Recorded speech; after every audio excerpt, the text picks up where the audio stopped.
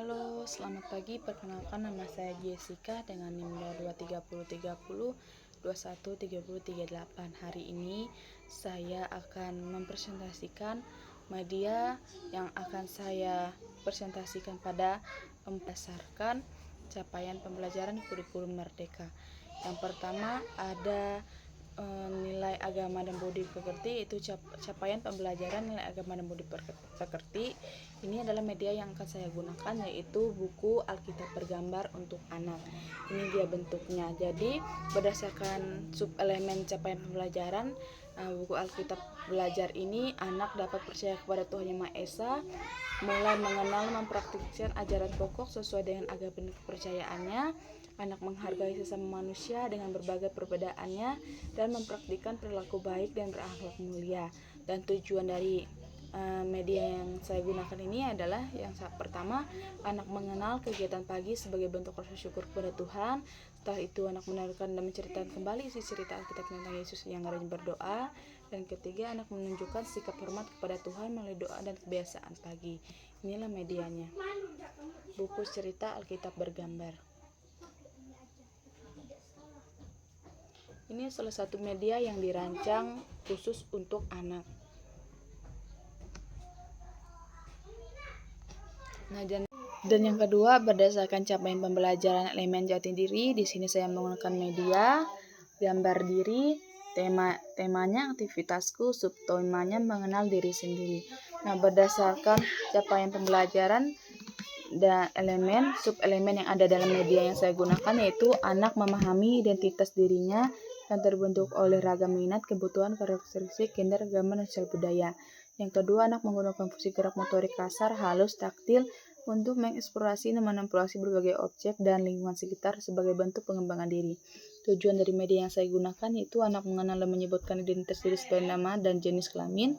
Anak dapat mengembangkan dirinya secara sederhana melalui gambar. Yang ketiga, anak menunjukkan penerimaan terhadap dirinya, merasa bangga menjadi diri sendiri. Nah, jadi media yang saya gunakan dalam pembuatan media ini yaitu kertas A4, terus setelah itu saya bentuk dan saya laminating supaya medianya tidak koyok ataupun tidak basah jika bila terkena air dan tidak mudah rusak. Ini adalah gambar cowok.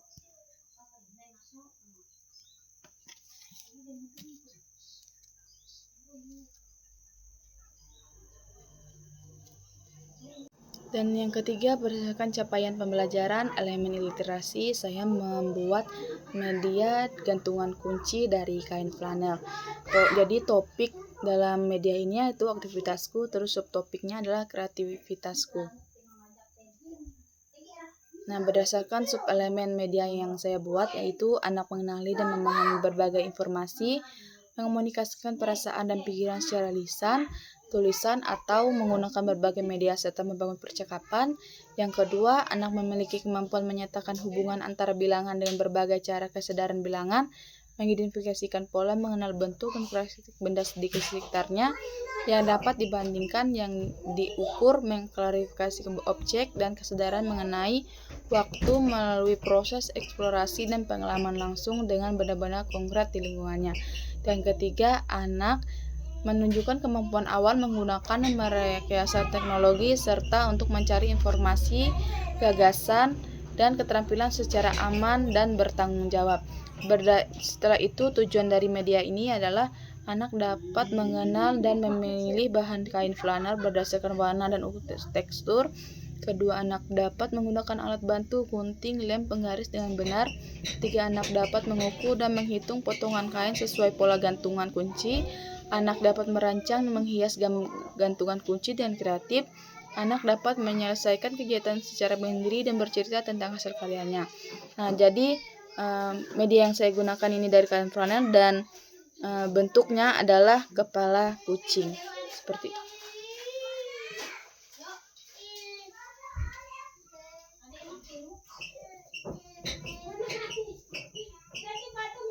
Dan untuk keempat, untuk capaian pembelajaran STEM, saya menggunakan eksperimen yaitu perubahan warna dari warna kuning coklat ke warna putih. Dan bahan yang saya gunakan yaitu betadin cair dan vitamin C. Setelah itu, jika semua bahan dan alat sudah tersedia, maka tahap yang selanjutnya yang kita lakukan yaitu memasukkan air ke dalam gelas. Nah, jadi air yang di dalam gelas berwarna hijau kita masukkan ke dalam gelas berwarna putih bening. Air yang kita masukkan secukupnya saja. Nah, jika sudah dimasukkan, tahap selanjutnya yaitu kita masukkan betadin cair. Nah, nanti betadin cair yang kita masukkan ini kita tuang secukupnya saja sampai warna airnya berubah menjadi warna coklat.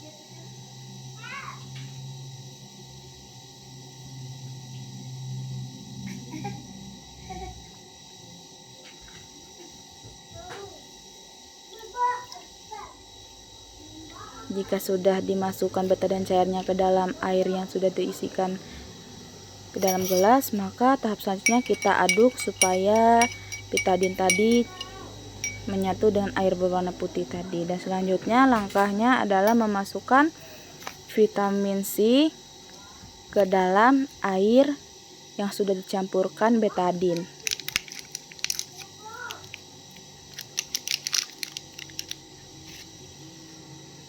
Kita masukkan ke dalam cairan yang sudah tercampur.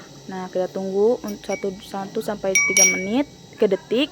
Setelah itu kita aduk-aduk. Nah, kita lihat perubahan warnanya ketika vitamin tadi dimasukkan ke dalam cairan berwarna coklat yang sudah dicampurkan betadin.